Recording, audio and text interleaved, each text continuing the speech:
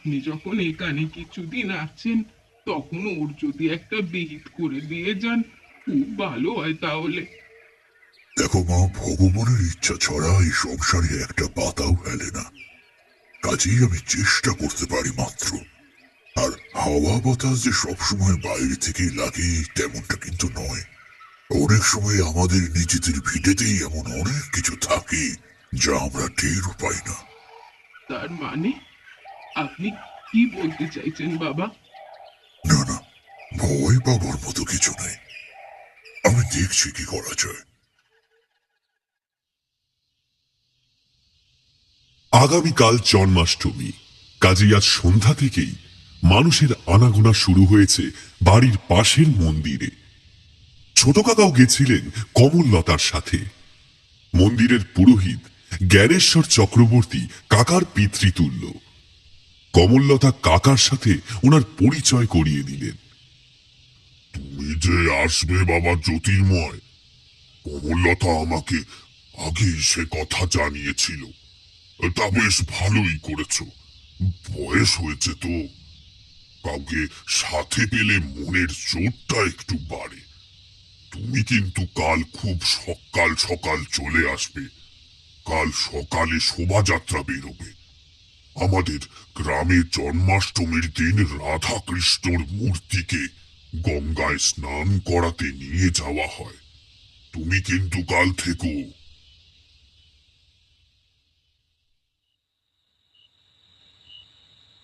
ছোট কাকা সেদিন অনেক রাত পর্যন্ত মন্দিরে বসে পুরুত মশাইয়ের সাথে গল্প করেছিলেন। কমললতা আগেই ফিরে এসেছিল।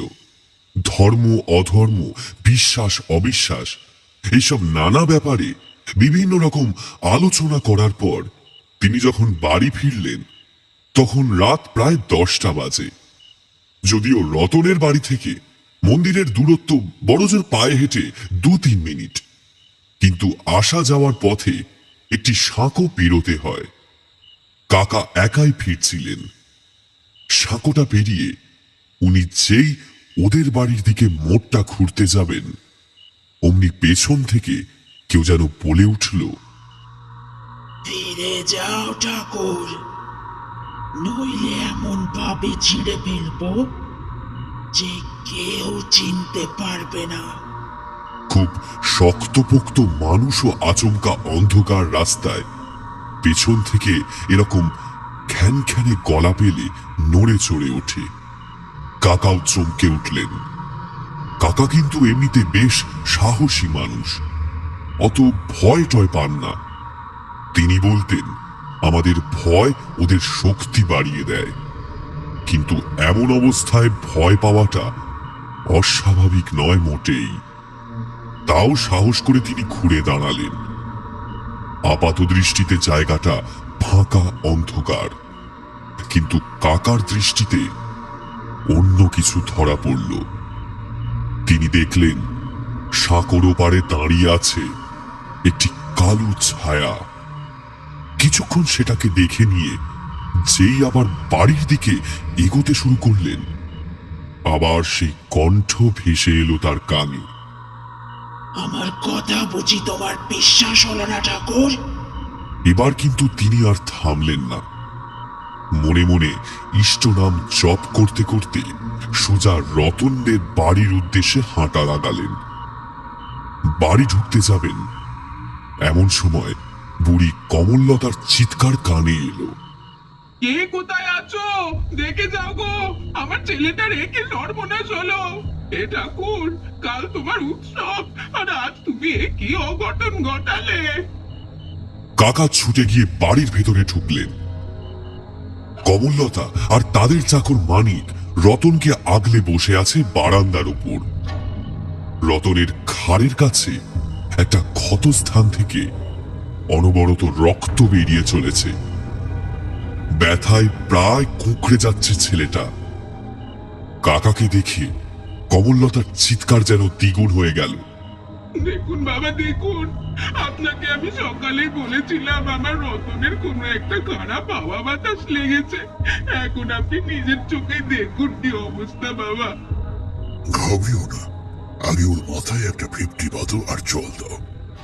খানিকক্ষণ পর রতন যখন ব্যথা সামলে উঠে বসেছে, তখন কাকা তাকে আস্তে আস্তে জিজ্ঞাসা করলেন, আমাকে আগে রতনের সাথে কথা বলতে দাও। তোমার এই অবস্থা কি করে হলো রতন?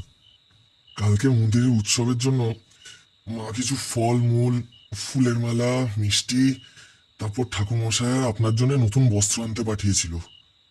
আমি সেগুলো কিনে নিয়ে ফিরছিলাম।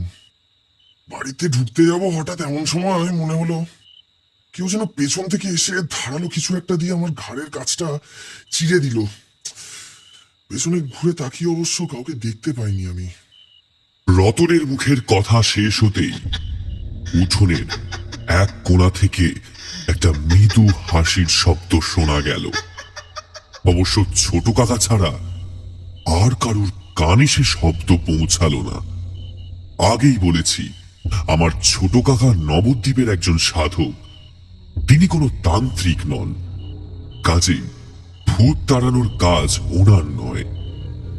তিনি এও মনে করেন যে কোনো জীবিত মানুষকে গৃহ ছাড়া করা যতটা অপরাধের, কোনো অপার্থিব শক্তিকে আশ্রয়হীন করাও ঠিক ততটাই অন্যায়।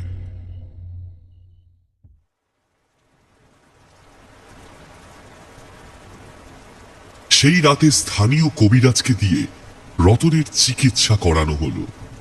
তিনি রতনকে ওনার ঘরেই শোবার নির্দেশ দিলেন। এতে কমললতাও স্বস্তি বোধ করল কিছুটা।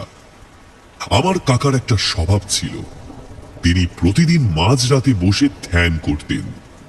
যাই হোক, কাকাও প্রতিদিনের মতো সেই রাতেও ধ্যানে বসলেন। ঘরে একটা কাঠের চৌকিতে রতন শুয়ে আছে। মেঝেতে আসন পেতে তিনি ধ্যান করছেন। সামনে একটা মাটির প্রদীপ জ্বলছে। ঘরের দরজাটা কাকার ঠিক পেছনে। বাইরে তখন বৃষ্টি শুরু হয়েছে। হঠাৎ একটা শব্দ করে দরজাটা খুব ধীর গতিতে খুলে গেল, অথচ বাইরে বা ঘরে হাওয়ার লেশ মাত্র নেই। কাকা চোখ খুললেন, কিন্তু পিছন ফিরে তাকালেন না। অপেক্ষা করতে থাকলেন তার দ্বিতীয় পদক্ষেপের। কিছুক্ষণের মধ্যে শো শো শব্দ তুলে একটা হাওয়া খেলে গেল। মনে হলো কেউ যেন জায়গাটাকে একবার প্রদক্ষিণ করে গেল। প্রদীপের শিখাটা প্রায় নিভু নিভু হয়ে এসে আবার জ্বলে উঠল। কাকা এবার আসন ছেড়ে উঠে দাঁড়ালেন। শুধু দাঁড়ালেন না, ঘুরে তাকালেন। এতে ওনার চোখের সামনে যা ধরা পড়ল তার জন্য তিনি মোটেই প্রস্তুত ছিলেন না। প্রথমেই ওনার নজর পড়ল ঘরের চৌকির ওপরে।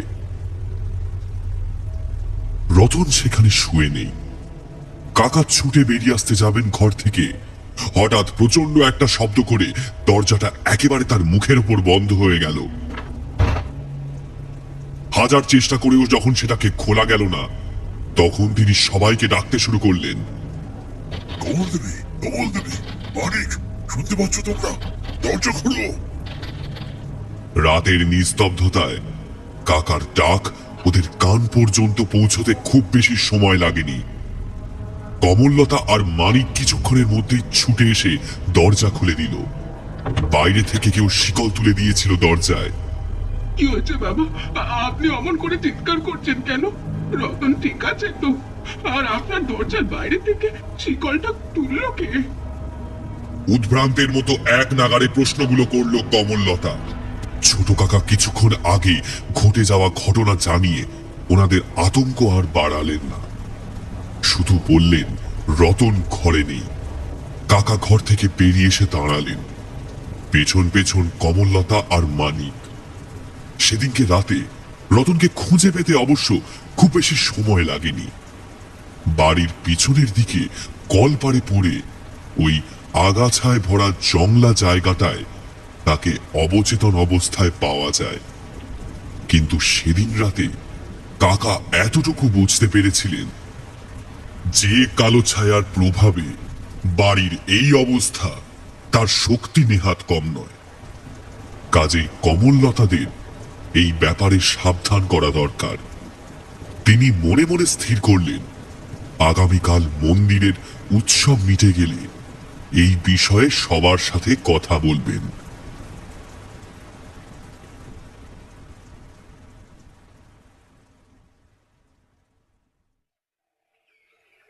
পরের দিন সকাল সকাল কমললতার ভাইয়ের ছেলে জন্মাষ্টমীর উৎসব উপলক্ষে এসে হাজির হলো। সে নাকি প্রতিবারই আসে। সেদিন সারাটা দিন মন্দিরেই কাটল সবার। রতনদের বাড়িতেও কাকা পুজো দিলেন। নিজে হাতে রাধামঞ্চ আর তুলসী বেদি ধুয়ে দিলেন। আগের দিন রাতের ঘটনা রতনের কিছুই মনে ছিল না, তাই কাকার নির্দেশ মতো কেউ তাকে সে কথা আর জানায়নি। সেদিন সন্ধ্যারতির পর সবাই যখন বাড়ি ফিরল তখন রাত প্রায় ৮টা বাজে। বাইরে তখন আবার বৃষ্টি শুরু হয়েছে। বাড়ি ফিরে সকলে একসাথে মিলে প্রসাদ খাওয়ার পর কাকা সবাইকে সামনের বারান্দায় ডাক দিলেন। সকলের সাথে কমললতার ভাইয়ের ছেলে সুবলও এসে একটা হ্যারিকেন ঘিরে গোল করে বসল। তোমাদের কিছু কথা বলার জন্য ডেকেছি। কাল হয়তো আমি চলে যাব, তাই যাওয়ার আগে তোমাদের কিছু কথা বলে যেতে চাই। যদি মানো তাহলে তোমাদেরই মঙ্গল। কাকা লক্ষ্য করলেন ওনার কথা শুরু হওয়ার সাথে সাথে রতনের ঠিক পেছনে কালো ছায়ার মতো কিছু একটা এসে বসল। তিনি অবশ্য সেটা কাউকে বুঝতে না দিয়ে বলতে শুরু করলেন, তোমাদের বাড়িতে আসার দিন থেকে শুরু করে আজ পর্যন্ত অনেক কিছুই আমার নজরে পড়েছে। তোমাদের বাড়িতে কোনো এক প্রেতের বাস আছে। আমি যতটুকু অনুভব করতে পেরেছি তাতে তার সাথে খুব অন্যায় কিছু একটা ঘটেছে, তাই সে এতটা প্রতিহিংসা পরায়ণ। সে সবসময় তোমাদের আশেপাশেই থাকে, যদিও তোমরা তাকে দেখতে বা বুঝতে পারো না। কি বলছেন ঠাকুর? এর থেকে মুক্তির উপায় অবশ্য আমার জানা নেই। শুধু এতটুকু বলতে পারি, ভগবানের উপর বিশ্বাস রাখো। তিনি একমাত্র পারেন এই বিপদ থেকে তোমাদের উদ্ধার করতে। সবাই ব্যাপারটাকে গম্ভীরভাবে নিলেও সুবল কিন্তু কাকার কথায় বিশেষ বার্তা দিল না। তার মতে এই ধরনের অপার্থিব কোনো কিছুর অস্তিত্ব নেই। মুখে একটা বাঁকা হাসি টেনে সে উত্তর দিল, আপনি কি বলতে চাইছেন? দু একটা ভূত আছে এখানে? আজকের যুগে এসব আপনি এসব কথা বলছেন? আমি কিন্তু আপনার কথা মানতে পারলাম না। এই মাফ করবেন আমায়। ছোট কাকা লক্ষ্য করলেন সুবলের মুখের কথা শেষ না হতেই কালো ছায়াটা রতনের পেছন থেকে সরে সুবলের পাশে এসে দাঁড়ালো। দেখো বাবা সুবল, কোনো কিছুর প্রতি তোমার বিশ্বাস নাই থাকতে পারে, কিন্তু তা বলে সংসারে যে তার অস্তিত্ব নেই তেমনটা কিন্তু নয়। তাদের অস্তিত্ব নিয়ে কোনো সন্দেহ প্রকাশ না করাই ভালো। ঠিক আছে, আমি যদি আপনার কথা মেনেও নি, তাহলে এক মুহূর্তের জন্য প্রমাণ করে দেখান।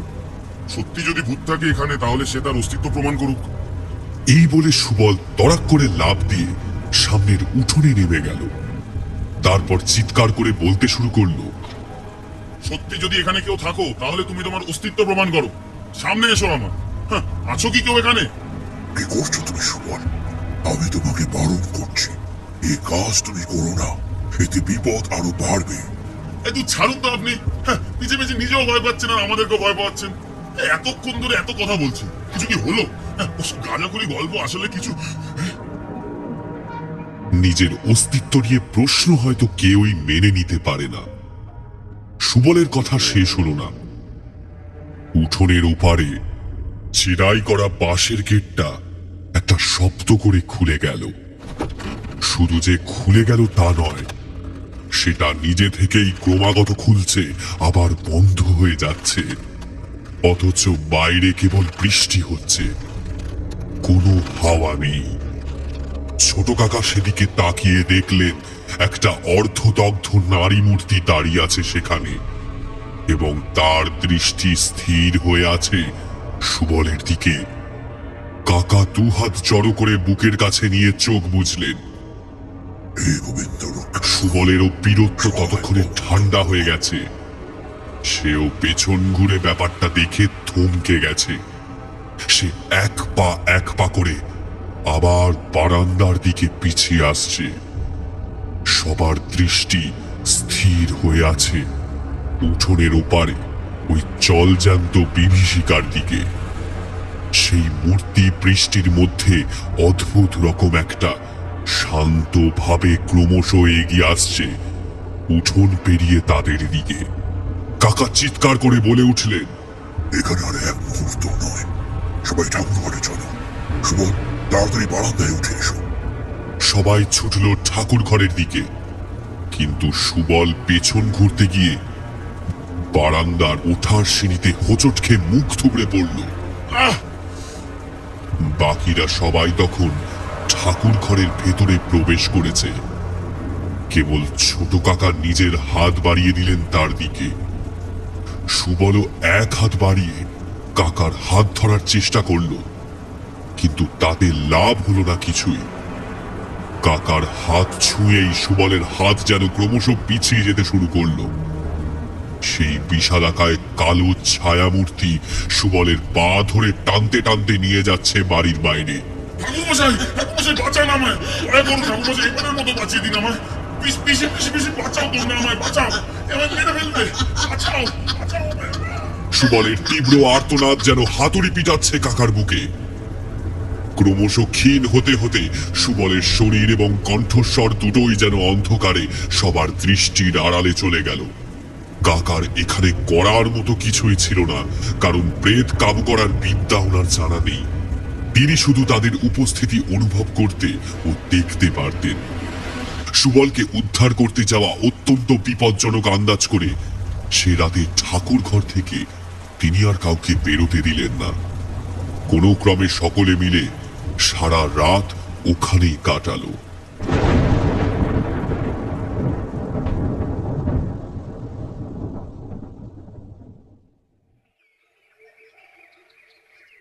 পরের দিন সকালে পাখ পাখালির শব্দ কানে আসতেই প্রথমে কাকা বেরিয়ে এলেন ঘর থেকে। ইষ্টনাম জপ করতে করতে সারা বাড়িতে গঙ্গা জল ছিটিয়ে দিলেন। অনেক খোঁজাখুঁজির পর সুবলের শরীরটা পিছনের জঙ্গলটার থেকে পাওয়া গেছিল। সমস্ত শরীরটাকে কেউ যেন কাগজের মতো ছিঁড়ে ফেলেছে। ছোট কাকার মনে পড়ে গেল সেদিন রাতে সাঁকোর ধারে সেই মেয়েলি কণ্ঠস্বরের কথা। এমন ভাবে ছিঁড়ে ফেলবো যে কেউ চিনতে পারবে না।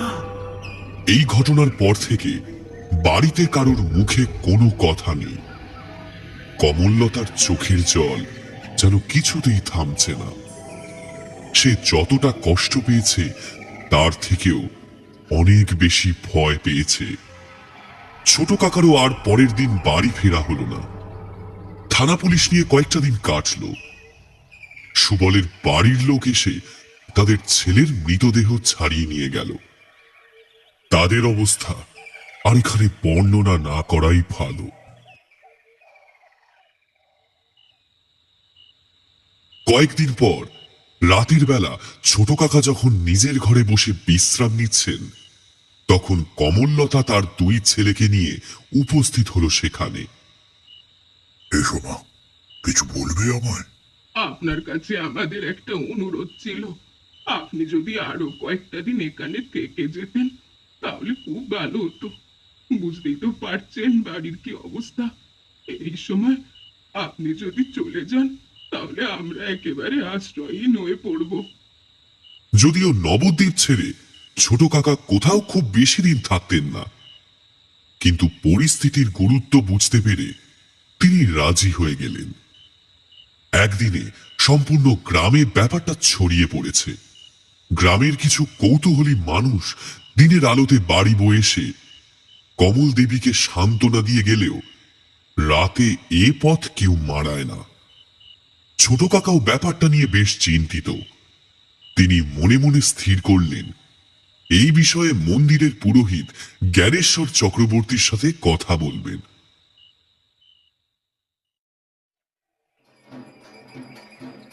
একদিন সকালে তিনি গিয়ে উপস্থিত হলেন মন্দিরে। কোন রকম ভনিতা না করে কথাটা সরাসরি পারলেন ঠাকুর মশাইয়ের কাছে। রতনদের বাড়ির ঘটনা তো আপনি সব জানেন। আমিও এখানে আসার প্রথম দিন থেকেই টের পেয়েছিলাম যে ওদের ভিটেতেই একটা কিছু গন্ডগোল রয়েছে, কিন্তু এই ধরনের মারাত্মক কিছু ঘটতে পারে সেটা কখনো ভাবিনি। তবে আমার অনুমান যদি ভুল না হয়, তাহলে আমি যাকে দেখেছি সে রতনের স্ত্রী। কি বলছো তুমি জ্যোতির্ময়? তুমি কি করে এতটা নিশ্চিত হচ্ছ যে সে রতনের স্ত্রী? আমাকে কমললতা দেবী বলেছিলেন রতনের স্ত্রী রান্না করতে গিয়ে গায়ে আগুন লেগে মারা যায়, আর সেই অদ্ভুত নারী মূর্তি যাকে আমি বারবার দেখতে পাচ্ছি তার শরীরটাও কিন্তু অর্থদগ্ধ। ছোট কাকার মুখে এই কথা শুনে ঠাকুর মশাই বেশ কিছুক্ষণ চুপ করে রইলেন। তারপর মাথাটা দুদিকে পেন্ডুলামের মতো দোলাতে দোলাতে বললেন, আমার কিন্তু অন্য কিছু মনে হচ্ছে। দেখো জ্যোতির্ময়, এ কথা সত্যি যে মৃত্যুর পর আপনজন পর হয়ে যায়, কিন্তু যে পরিস্থিতি কমললতার সংসারে তৈরি হয়েছে তাতে তোমার কি মনে হয় না যে এটা কোনো প্রেতাক্রোশের ফলাফল? আর সত্যি যদি এটা প্রেতাক্রোশ হয়ে থাকে, তাহলে তো একটাই জিনিস দাঁড়ায়, কি রতনের স্ত্রীর মৃত্যুটা নিছক দুর্ঘটনা হতে পারে না। বাড়ির লোকের প্রতি ওই প্রেতের যে আক্রোশ জন্মেছে, তাতে মনে হচ্ছে রতনের বউয়ের মৃত্যুর পেছনে কারুর হাত রয়েছে।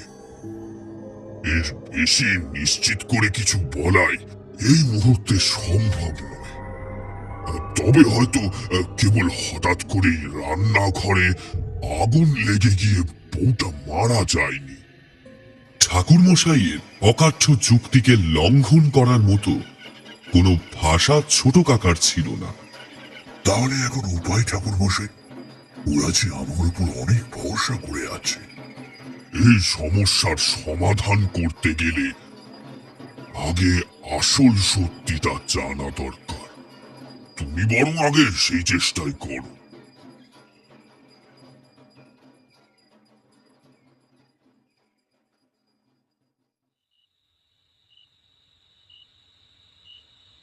ছোট কাকা সেদিন সন্ধ্যাবেলা কমললতাকে নিজের ঘরে ডাকলেন।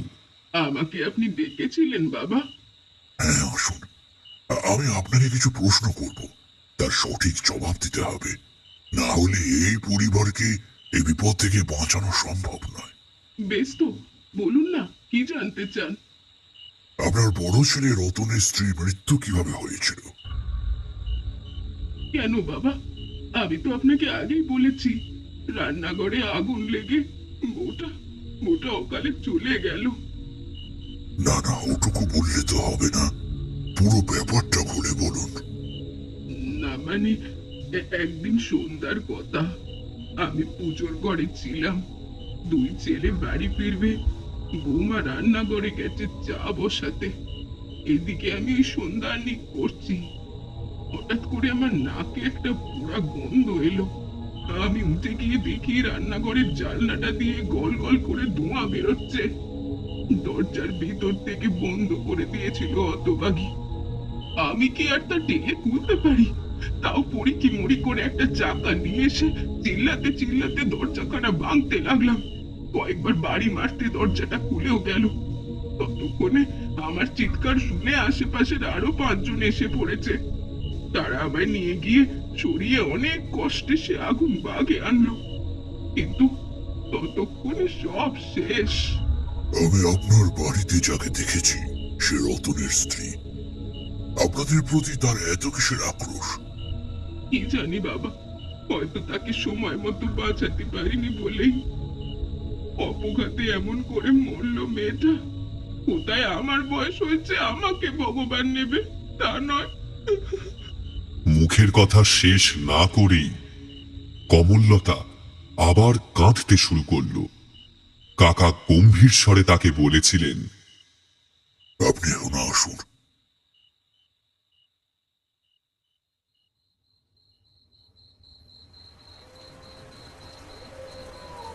রাত তখন কটা ঠিক বোঝা যাচ্ছে না। বাইরে অঝোরে বৃষ্টি পড়ছে। দূরে কয়েকটা শিয়ালের সমবেত চিৎকার ছাড়া আর কোনো শব্দ নেই। হাজার চেষ্টা করেও ছোট কাকার চোখে নিদ্রা দেবী পদার্পণ করছেন না। তার মনের মধ্যে যেন একটা অস্থিরতা খেলে বেড়াচ্ছে। কমললতা দেবীর কথাগুলোর মধ্যে কোথায় যেন একটা অসঙ্গতি রয়েছে। কেন জানি না মনে হচ্ছে তিনি সত্যি কথা বলছেন না। এমন সময় দরজা একটা টোকার শব্দ, একবার নয়, পরপর বেশ কয়েকবার। ছোট কাকা উঠে গিয়ে দরজাটা খুললেন। বাইরে মিশমিশে কালো অন্ধকার। ঘর থেকে প্রদীপের আলোটা নিয়ে তিনি বারান্দায় বেরিয়ে এলেন। আসলে এই অন্ধকারে যে কতটা পাপ মিশে আছে তা তিনি তখনও টের পাননি। পেলে বুঝতেন যে পাপের নিকষ কালো অন্ধকার এতটুকু আলোয় দূর হয় না। কিন্তু বারান্দায় কেউ নেই। উঠোন বৃষ্টির জলে ভেসে যাচ্ছে। সেখানে এখন এই রাতে কে থাকবে?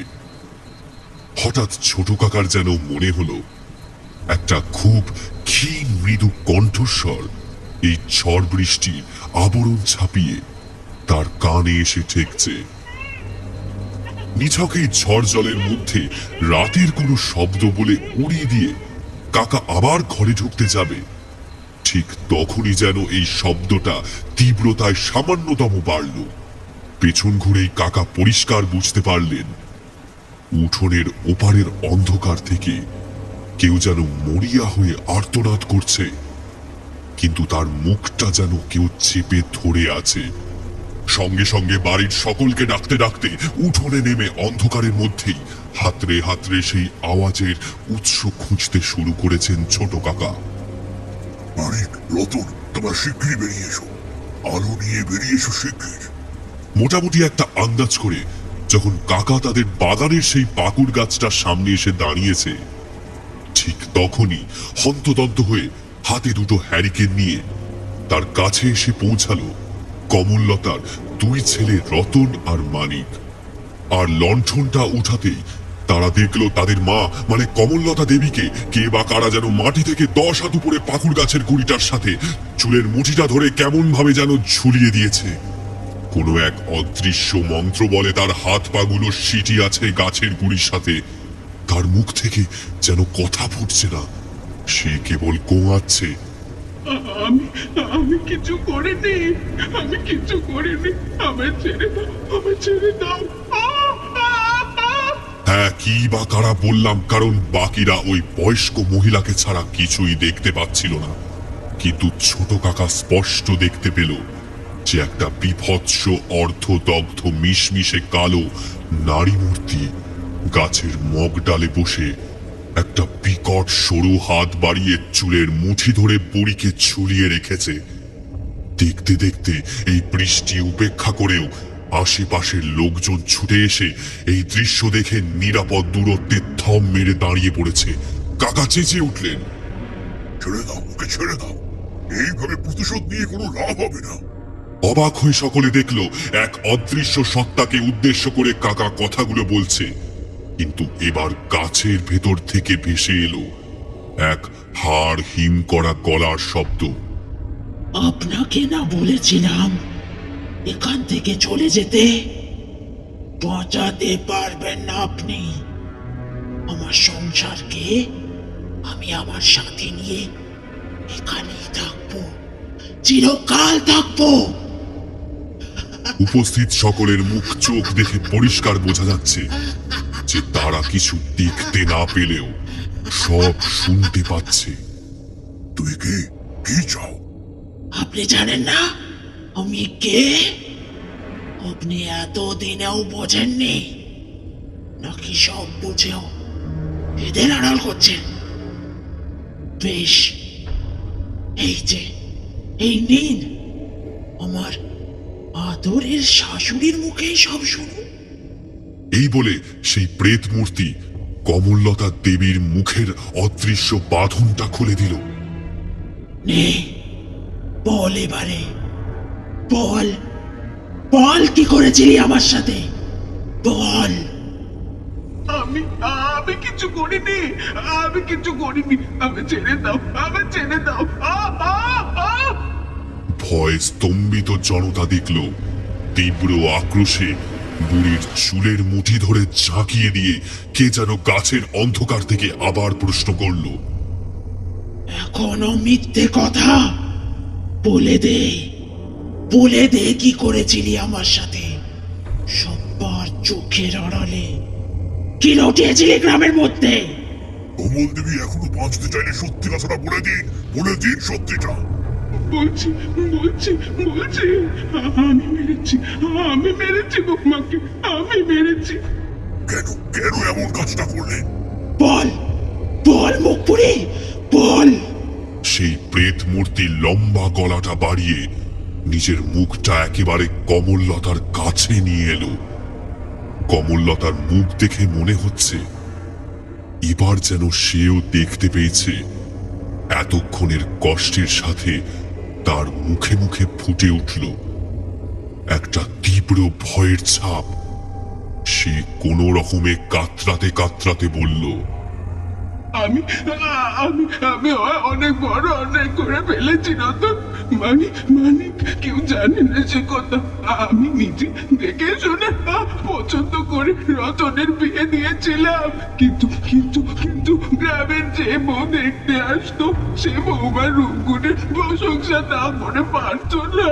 প্রথম আমার বেশ ভালো লাগতো ব্যাপারটা, কিন্তু দিনে দিনে সেটা এমন জায়গায় পৌঁছালো যে মন্দিরে, পুকুর ঘাটে, বাজারে সবসময় আমাকে একটাই কথা শুনতে হতো যে রতনের বউ সাংসারিক ব্যাপারে আমার থেকে অনেক পারদর্শী। এই বউয়ের স্বামী হওয়ার কোনো যোগ্যতা নাকি আমার রতনের নেই। আমাদের সংসারে তার মতো বউ পেয়ে আমরা পড়তে গেছি। লোকে হাসাহাসি করতো, আড়ালে আবদালে এমন ভাব করতো যেন বাঁদরের গলায় মুক্তোর মালা।